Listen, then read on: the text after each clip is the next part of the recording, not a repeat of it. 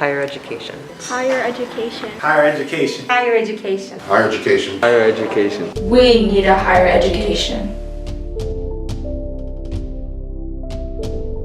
FAFSA, the fundamental building block to succeed in this society. The Federal Commission on the Future of Higher Education states that some students don't enter college because of inadequate information and rising costs combined with a confusing financial aid system.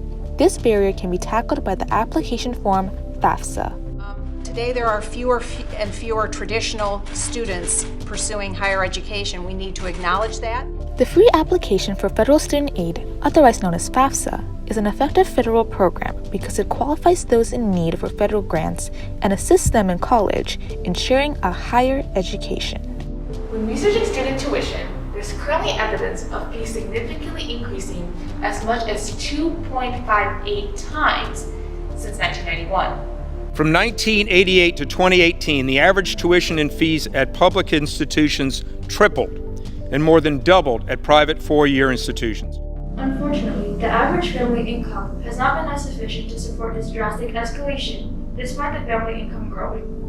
In addition to the meager average family income, students can only manage to have a budget ranging from $18,800 to $55,800. And, as the Spending Commission stated, there is no issue that worries the American public more than higher education and the soaring costs of attending college. When you fill out the FAFSA, it's based on your family's financial income. A student inputs their information, while the parents add their tax return details. Through that formula, they are considered for financial aid. There's a question on the FAFSA that says, would you like to be considered for work study? So what that means is they could actually be employed as part of the FAFSA, through the FAFSA. So the reason why I applied for FAFSA, it's money that you can use, if it's not to your tuition, supplies, or anything school relevant. So. Through the FAFSA, you receive Pell Grants, but you also have the option to receive loans. Often, college students overlook the debt that comes with it, and as a result, feel overwhelmed.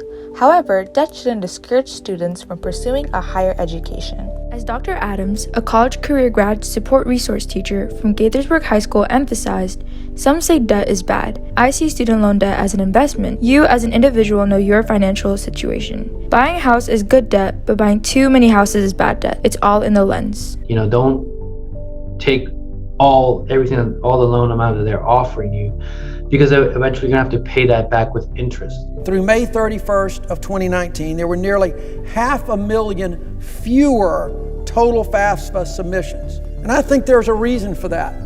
I think people start and they look at it and they see the cumbersome nature of it and they just walk away. The FAFSA Simplification Act, passed in 2020, is a law that reduces the application's burdensome questions, which is the common factor that contributes to the lack of applicants. This act is to be fully implemented in 2024 to 2025. Some of these questions are not only irrelevant and unnecessary, but they proceed to target specific communities. One has to do with if you have been convicted of selling or possession of drugs while receiving federal aid.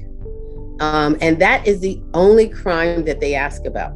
And I have a real concern about that because of the inequity in the justice system in this country. Students who are unclear as to whether or not it will be a benefit to them should not be hesitant to contact those schools and ask those questions very directly.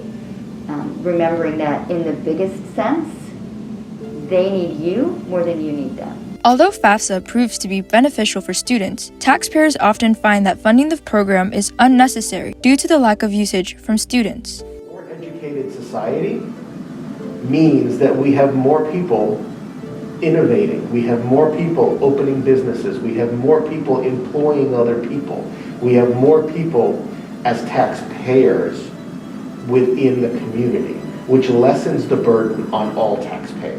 So $2.6 billion in free money available for student financial assistance goes unclaimed each year. It's vital to note that the pandemic led to an economic recession that cut states' budgets for funding higher education during fiscal year 2021. As for fiscal year 2022, the state funding for higher education is beginning to look optimistic due to the economy recovering. We need to make sure that we as a society stop thinking about 12th grade as the end of society's responsibility to educate our citizens.